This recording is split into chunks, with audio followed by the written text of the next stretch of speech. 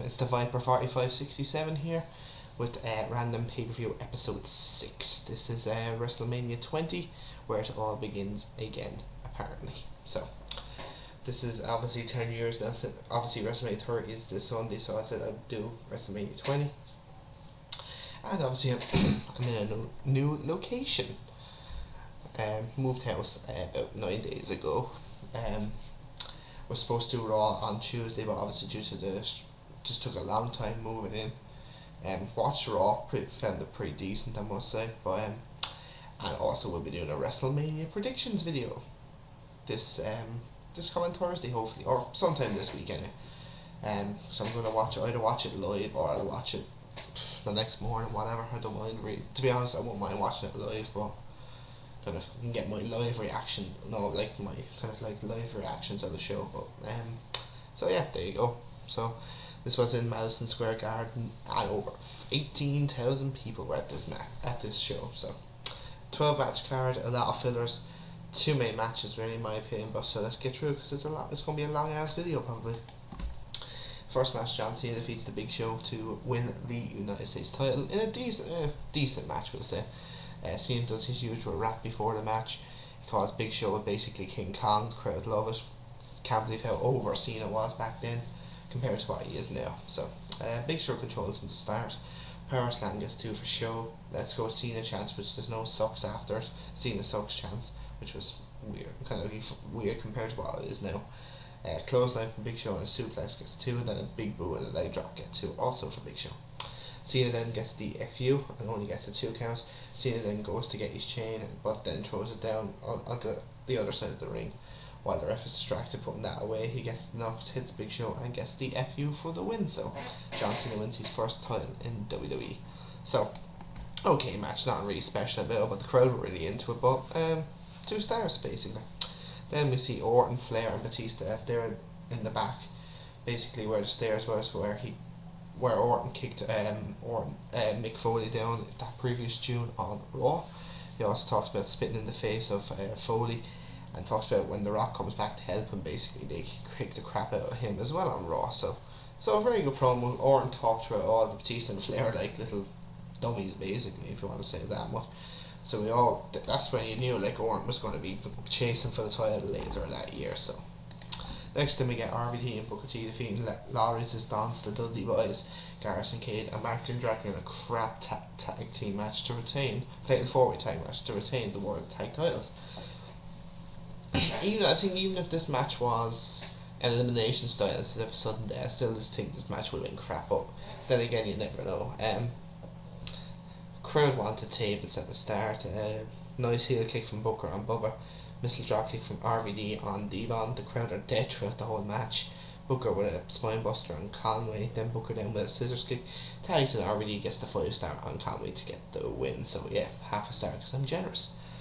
Then we see Coach going into Bischoff's office, and Bischoff saying, "Look, go look for the Undertaker. We're not going to be scooped by Raw by SmackDown." So he goes to look for him, and he sees Mean Gene Okerlund and Bobby Heenan basically coming out of a boiler room. Apparently we're making out with Mae Young and Fabulous Moolah, so pretty funny stuff. Christian then defeats Chris Jericho in a very good match, just obviously part of the love triangle, with also involving Trish Stratus. So pretty good rivalry leading up to it as well, I must say. Lovely right hand from Jericho, and then a clothesline. Then he backdrops Christian over the top rope to the floor, and then he does a springboard from the top rope over the top rope onto Christian. Then Jericho then rams Christian into the ring barrier, and then he goes to the walls, but Christian gets to the ropes. Christian then back suplexes Jericho over the top rope to the floor. Then Jericho comes back with an insecurity that gets 2. 2 then for Christian off a heel kick, and then he gets 2 off a roll up, which he holds the ropes. Northern Light suplex gets 2 for Jericho. Jericho with a bulldog goes for the lines out, while Christian gets up the knees. Then a reverse DG from the second rope gets only a 2 for Christian. Backbreaker then from Christian. Jericho gets 2 off of what Christian goes for a crossbody, but Jericho obviously follows through. That gets 2. Christian then gets the clover leaf, but Jericho gets to the ropes. Jericho then gets the walls, but Christian gets through, so they go under the rope, and he continues to move on the outside. So Jericho then with a double arm suplex from the top rope. Trish then comes to the ring. Christian hits a sweet DDT on Jericho, I guess, too. Christian shows Trish down, and Jericho goes to check on her. She elbows him, thinking it's Christian, and Christian gets to roll up for the win. So after the match, then Christian comes back to the ring. Trish is kind of preventing Jericho from getting towards Christian, so she turns him around and just gives him some nice right hands, and then the kill switch, and basically that's her heel turn. One of the best female heel turns probably in history of wrestling.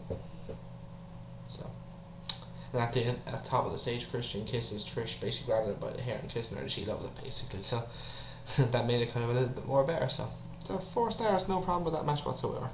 Next match then, Randy Orton, Ric Flair and Batista defeat The Rock and Mick Foley in a good handicap match.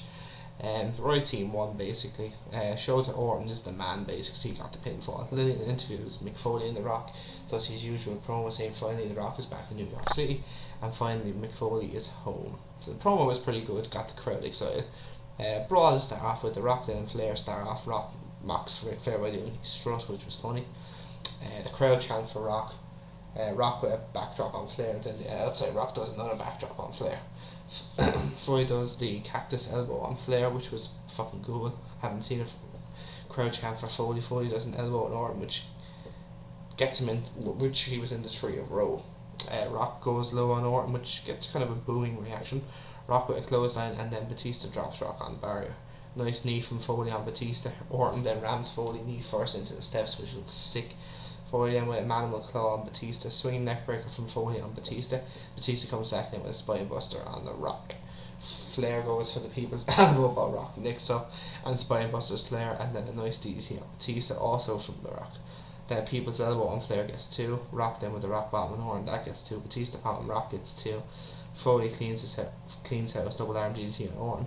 He goes for Socko, but Orton reverses it into an RKO for the win. So no problem with this match whatsoever, pretty good. Right team won, right person won the match as well, so 4 stars. And obviously Mick Foley will face Orton the following month at Backlash, so which I'm actually thinking of doing that review as a part of random here. I just don't know when, because I don't want to be doing kind of like pay-per-view, kind of the next pay-per-view, the next video, so because Backlash is one of my kind of, that year it was pretty damn good, so that probably will be a part of random pay-per-views kind of sometime down the line. So next time we get a Playboy Evening Gale match. Sable and Torrie defeating Miss Jackie and Stacy in a shite match. Like, yeah, if you love women in lingerie, basically this is your bread and butter basically. So we see the Hall of Fame ceremony before this though. Previous night they're all on stage. Pete Rowe gets booed. Still don't get why celebrities get inducted into the Hall of Fame, which bugs me really. Yeah, it depends what they do in the company. Pete Rose did fuck all in WWE. Fuck all. Basically just getting tombstone by Kane for 3 years run. Sable wants to take off her evening gown and fight with her bra and panties, which the crowd love. Miss Jackie does not want to, but Sable and Torrie help her off with that. Crowd love the match, which I don't get really. Torrie does a nice cross body. I think she does something else as well, and Torrie gets her roll up on Jackie for the win. So I'm giving it a 1/4 star because I'm fucking generous. Then we see Eddie talking to Chris Benoit, trying to get motivated for his world title match tonight. Benoit basically doesn't need any motivation basically, and they're saying tonight is our night, so no problems there. Next time we have the Cruiserweight Open. In this match we have Akio, Tajiri, Rene, Rey Mysterio, Kidman, Billy Kidman, Shannon Moore, Funaki, Jamie Noble, Ultimo Dragon, Nunzio, and obviously of course the champion at the time, Chavo Guerrero. So this basically is a gauntlet match. Don't get it really, you could have just had Ray versus Chavo. Basically the last 4 minutes was Ray and Chavo, and it was actually pretty decent, so if they had to put that on for another 5, 6, 7 minutes it would have been a great match, but they obviously wanted to fill the card as much as possible, so Moore gets Dragon to start. Moore and Dragon start off Chavo and Ray, then at the last 2, as I said, Chavo gets to win thanks to holding onto the ropes in his father's hand, so as I said, this would have been a way better match if there was a singles match. I'll give it a star and 3/4 because I'm just fucking generous. I've been very generous in this video so far. Next thing, Goldberg defeats Brock Lesnar in a boring match. God, like Jesus Christ. Apparently, this match is shit. Like this was shit, like proper shit. Stone Cold was the special guest referee. Obviously, this happened because Brock Lesnar cost Goldberg a chance of winning the Royal Rumble, doing the F5 in the middle of the ring. Goldberg then obviously cost Brock the WWE title, I should say, the following month. Then at No Way Out, obviously, because that's how Eddie Guerrero won the title. So obviously this had this match. Obviously Goldberg got a ticket off Stone Cold to go to No Way Out, basically, and it's basically the same bill. Don't do anything I wouldn't do, basically. So both competitors were going to leave the company after this. Goldberg, don't know what happened really, but to be honest, but Lesnar wants to go back to NFL, basically, the National Football League. So basically, the crowd is basically shout out to both guys, you sold out, basically. And they chant goodbye, which the crowd probably made the match a little bit more watchable. Nothing happens for the first 5 minutes. Goldberg gets the win thanks to a spear and the jackhammer. Fucking awful match. Austin stuns both Goldberg and Lesnar, which was beautiful. Then we see at the end of the match, basically Austin just leaves, whatever. So I'll give it a star. That's the most you could give this match. And then after that, then we see Mr. Moran coming out saying thank you to the fans and all that. So which is kind of out of character, but still it was nice kind of gesture to McMahon. Kind of I hope he actually does that for 30, because obviously he was out. This is the 20th anniversary. It's obviously thanking the crowd. He didn't do it at WrestleMania 25 though, so it'll be interesting to see what he do it on Sunday. So here, so next then. Rikishi and Scotty Too Hotty defeat the APA, the Basham Brothers, and the world's greatest tag team to retain the WWE tag team titles in a fatal 4-way sudden death match. Again, elimination match. This match could have actually been better than the world tag match, but yeah, again, WWE, I'm giving it the same rating as the other one, half a star, because that's about it. Too short, even shorter than, I think this went about 7 or 8 minutes. There's another card filler. Nice big boot from Bradshaw and Rikishi, clothesline from Head on Danny Basham. Samoan drop on Bradshaw by Rikishi. Rikishi sits on Danny then basically for the win. So there you go. You see how quickly I'm going through it, the last what? You think now this is the 4th match now in a row, I think. I've gone through quickly. That's it basically. And this next match I'll be going through pretty quickly. So Victoria defeats Molly Holly to retain the women's title. Basically Molly Holly loses. Basically she gets her head shaved, which she does. Victoria wins. So basically that's it. Basically done, because it wasn't a great match at all, really, to be honest. Before Kurt Angle comes out, actually, when Kurt Angle comes out for the next match, she's still cutting her hair, which is funny. So yeah. So the next match, Eddie Guerrero defeats Kurt Angle to retain the WWE Championship in a great match. Some nice chain wrestling to start off with. Some of the crowd are kind of going for Angle, the rest are saying Angle sucks. You will always get that at WrestleMania. So much respect for both guys. Eddie gets a key lock in on Angle, but Angle reverses into a knee to the gut. Angle then gets an abdominal stretch. Eddie gets then a suplex and goes for another one, but Angle counts into a sweet German suplex. Angle tries to German suplex Eddie off the apron, but Eddie counters with an elbow. If he done, basically Eddie would have been fucking dead. Eddie then with a drop kick on Angle. Eddie then jumps off the top rope but eats the barrier after Kurt Angle getting out of the way. Angle then starts to work on the ribs of Eddie. Starts then with a rib breaker.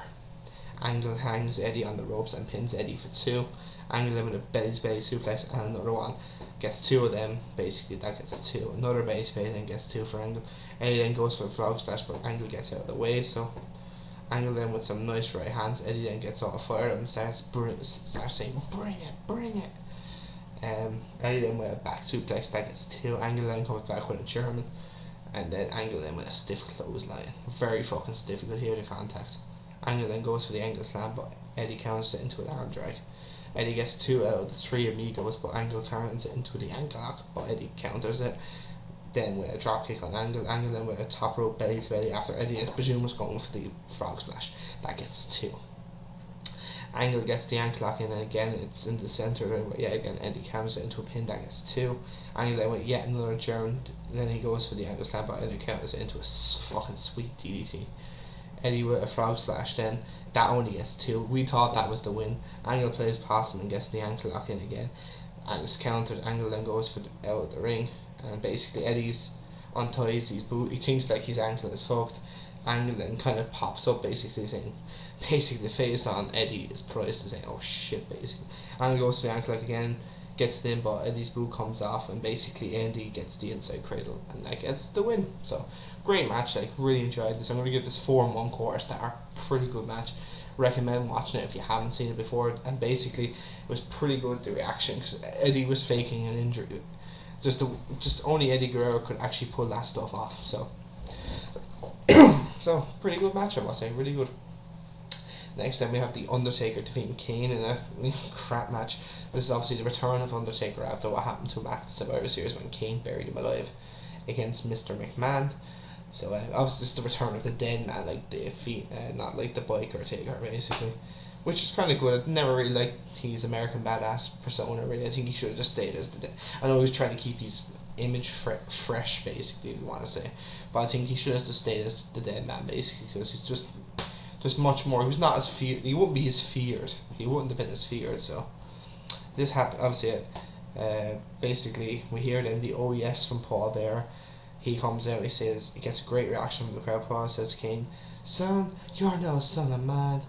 And the match itself is just not very good. The entrance was fantastic from Undertaker, beautiful. Kane with a chokeslam. Taker just sits back up. He gets a chokeslam and then just one tombstone gets the win. So 1.5 because I think I'm going to give it half a star for the entrance because it was absolutely fucking fantastic. Like, Undertaker's entrance was brilliant. They had druids using fire and everything, so like what he did at WrestleMania 14, basically. So yeah, so 1.5. As I said so far, like, this wasn't a great WrestleMania by any stretch of the imagination, but like the good matches that were on, I have a main event obviously to get to next now, which I will be, but still the main matches did deliver, except for Goldberg and Brock Lesnar. I think they were probably looking forward to, I think that match was supposed to deliver as well, but hey, what can you do? So next match then is Chris Benoit defeating Triple H and Shawn Michaels to win the World Heavyweight title in a superb fucking World Triple Threat match. Excellent, 5 stars, no doubt about it. One of the greatest Triple Threat matches I've ever watched in my life. Like, I always remember watching that live. Like, I was a Chris Benoit fan. I know what happened with his family and all that. Yeah, it was an absolute tragedy. It was an absolute, like, it's unforgivable, basically, but still, it basically gave you when you always watch that, kind of gives you a feeling like, say, he was human. Like, you think how much bumps he took for the company. That's why he was so fucked up in the head, but hey, he shouldn't have done it. But we'll get on with it. HBK and Benoit are arguing, so they attack each other. Benoit goes to the crossface twice early in the match, but both times countered by HBK.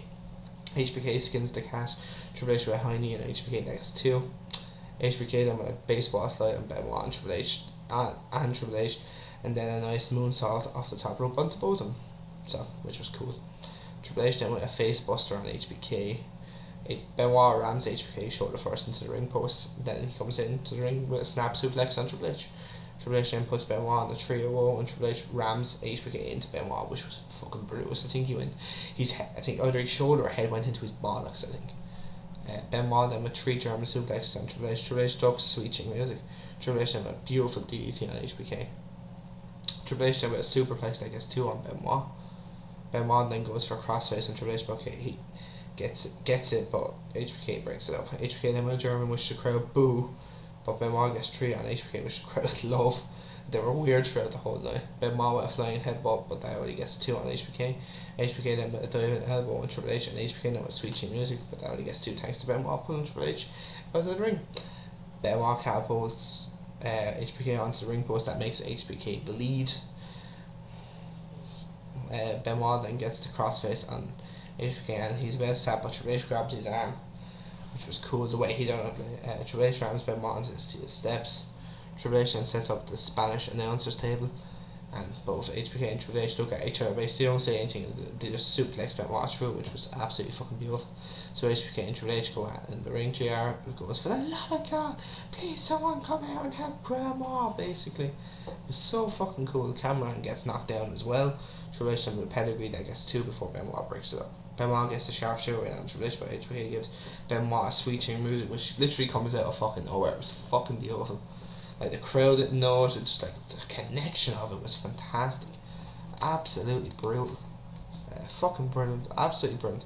HBK then covers Benoit, that only gets 2. Triple H goes to the pedigree, but Benoit counters it into the crossface. Triple H is trying his absolute best though to get to the roast, but he can't, so he taps, and Benoit wins the World Heavyweight title. So obviously after the match, then Eddie Guerrero comes down to the ring, they're hugging, like, they're both basically in tears because obviously they're both world champions at WrestleMania, and basically they're just in tears. I tell you one thing, I must say I kind of choke up a little bit, like just thinking both those guys are now dead. So like it's kind of emotional. God knows, would have Eddie and Benoit still be in WWE to this very day if they were still alive? I think Benoit might be, if I'm being honest, but we just never know. Well, I don't think both men probably would have retired by now, but I don't know. But Confetti coming down, and Benoit's family came down as well, which was kind of, was cool for him, like, cause his 18-year journey basically has culminated in this very, very emotional moment basically. So yeah, so 5-star match, excellent match, loved it. Like the 2 title matches delivered, the Christian Jericho match delivered, the handicap match delivered as well, so which was kind of cool. So overall it wasn't a particularly great WrestleMania. Obviously the US title match was decent as well, but other than that, then it was pure garbage really on the card. It was too much. It was too what would you call it? Too stacked, shall we say? If you took out maybe 2 or 3 of those matches, like this would be a better WrestleMania, like by hands down. So I'm gonna give it a 7 out of 10. So which probably, I think 7 was the most you could go on WrestleMania 20. So yeah, so that was my review of WrestleMania 20. Hope you enjoyed it. My next one will obviously be in 2 weeks. I don't know which one I'm gonna watch next, which I'm not 100% sure yet. I will probably figure out. I might actually figure out tonight even, because I usually watch it about a week or so before I do the video, so it gives me a chance to review it. So 7 out of 10. So this was the Viper 4567. Please subscribe, like, comment, and talk to you guys in the next video. So talk to you guys later. Peace.